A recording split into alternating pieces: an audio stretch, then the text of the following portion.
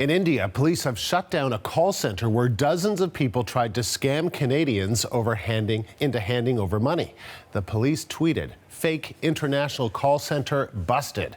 West District Police, during a raid, have arrested 32 persons of call center on charges of threatening and extorting money from people in Canada. 55 computers, 35 mobiles seized.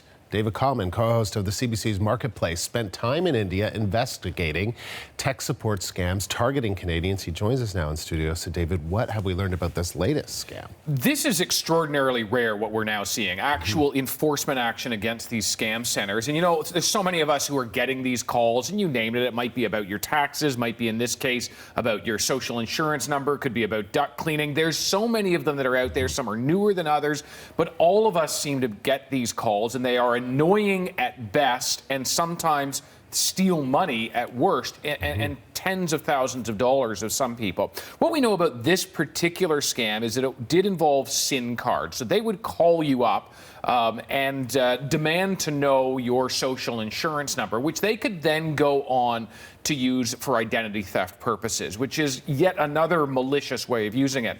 But at the same time, they would tell you that you are in trouble somehow and attempt to extort money from you, and were successful in some cases. What we're hearing from the Indian police is that 32 people have been arrested. As I say, very rare to see enforcement action on the part of the Indian police, the Indian authorities, and so quite something to see this. In fact, I don't know of another one that has certainly happened this month of a call center targeting Canadians, and I would say in all of 2019. Think of all the calls that Canadians get. I think this could well be the only enforcement action, the only raid that I have heard about, and we watch for these things in the entire year. There were some last year, not any that I'm aware of this year, but encouraging to see it. And you see that photo that they tweeted out of 32 individuals. Some of them will be higher up those rungs. Some of them will just be the people making the calls who may not even be fully aware of what they're doing. You see in that photo there, they're surrounded by police, some of them handcuffed on the ground there. So a bit of a PR win for the police there. What difference it makes? Calls are going to keep coming because it's more than just those 32 people who are alleged to be taking part. It's really something. I mean, I just don't answer the phone anymore if it's a number I don't recognize, because it just happens daily. What is the RCMP saying about this? So the RCMP has something called Project Octavia that's run out of Milton, Ontario in the Greater Toronto area, and they are looking at these scam calls and scam centers that are carrying them out. We are aware that a number of them have operated in India. We're aware of that because we've in fact visited one ourselves in 2019. Going inside, you see inside that building, the door was locked. We were able to get inside. We had hidden camera video that we had obtained by looking at these scripts that they read from.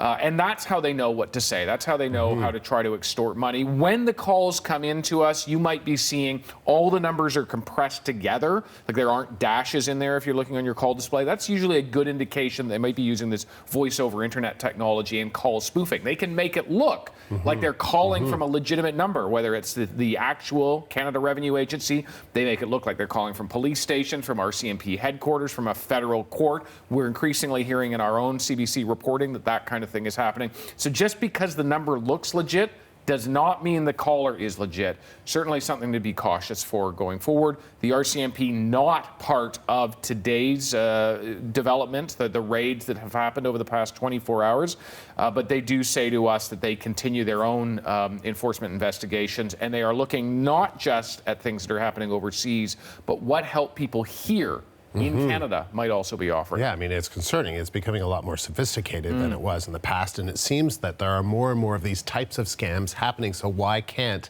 they be stopped? Well, it is in part because they happen transnationally. They happen over borders, and so it becomes very difficult for law enforcement agencies to get together. The Indian legal system requires someone here to actually make a complaint, and while Canadians are encouraged to lodge that complaint with the Canadian Anti-Fraud Centre, which has been registering, hundreds, if not thousands of complaint calls, sometimes of people actually being taken for money, that those things haven't always in the past been forwarded on to Indian authorities, or if they have, that Indian authorities may not have taken action, not known where to look.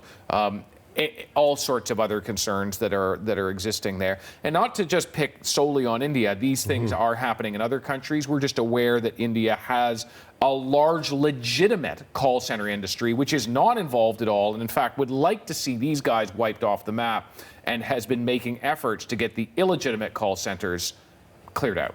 All right, David, thank you. The CBC's David Common.